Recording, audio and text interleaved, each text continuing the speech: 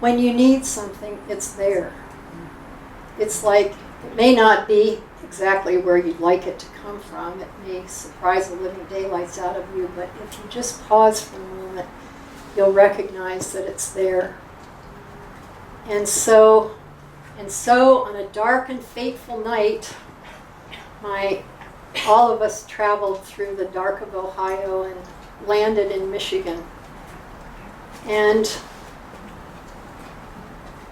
that was a very amazing new beginning.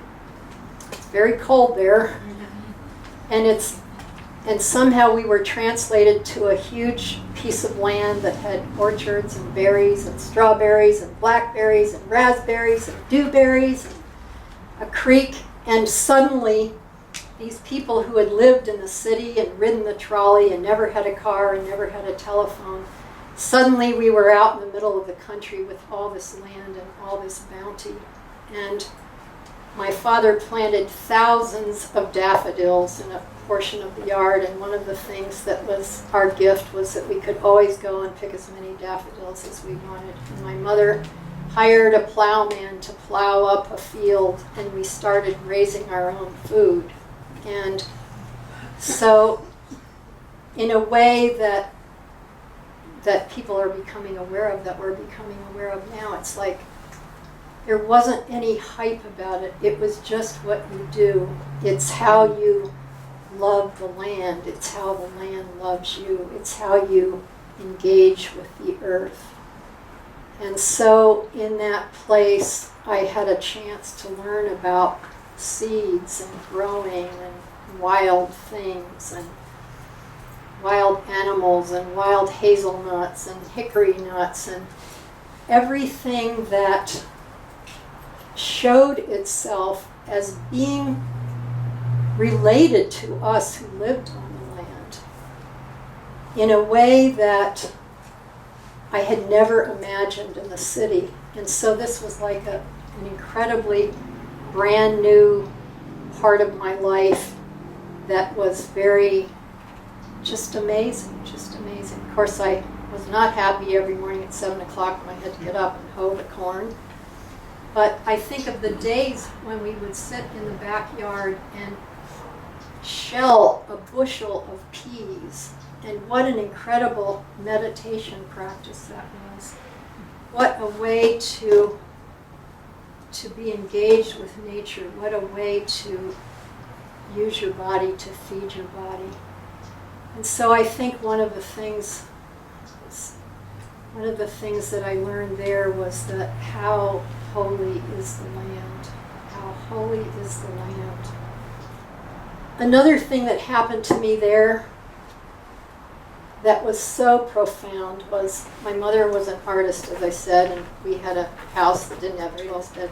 She painted this red bed and put it in our dining room. And I said, "Mother, what are you doing with a bed in the dining room?" She called it a day bed, and she said, "Some days you will get tired, or I will get tired, and I will just want to lie down here and not walk upstairs." And this bed was right next to a bookcase. My father had many books, and I remember pulling down a book and reading this poem and thinking, wow, this is really incredible. This is really amazing what this poem says. And the only words I could remember from this poem that have stayed with me all of my life were these: "Who is Sylvia? What is she? For beauty lives with kindness."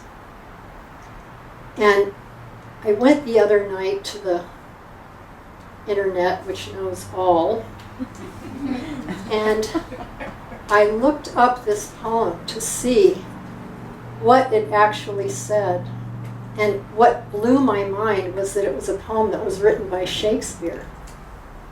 You know, I thought it was some obscure poet, and I just kind of picked it up, and it was some little ditty about a little girl. But anyway, I want to read some of the lines from it. "Who is Sylvia? What is she that all our swains commend her?" I loved discovering that line. I thought, wow, that's really good. It's about, the men appreciating her. I didn't remember that line at age 6.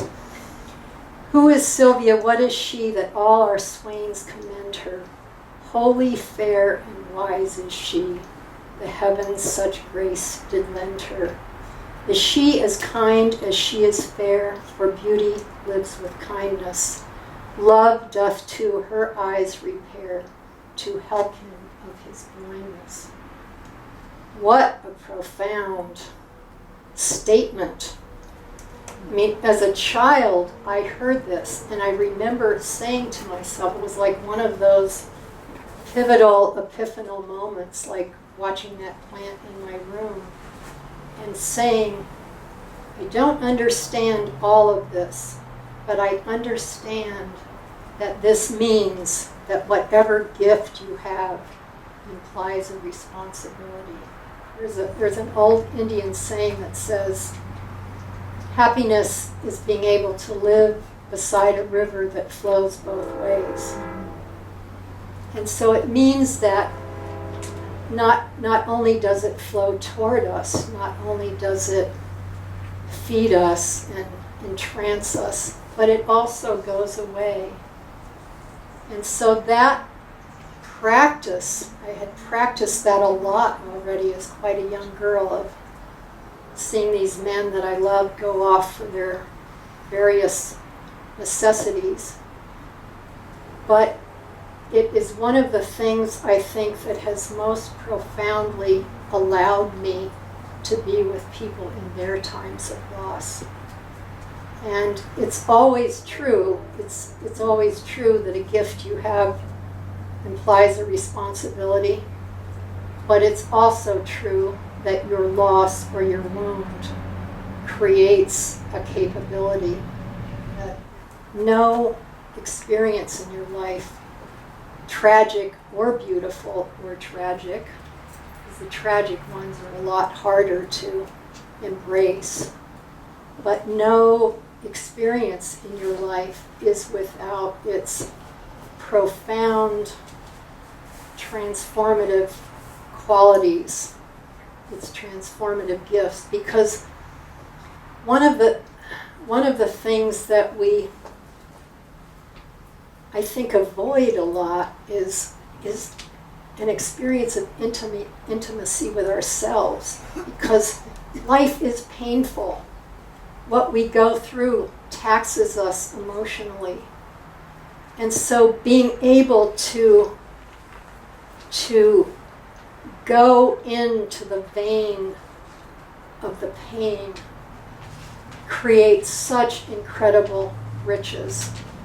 And I would say that it has been my great gift, the gift I receive, and I hope one that I return, to have been conscious in times of anguish, and therefore to have been able to be conscious for others in their times of anguish. So, thank you so much for being here, all you beautiful souls, some of whom I know dearly and some of whom are new to me. Thank you. I thank you with all my heart.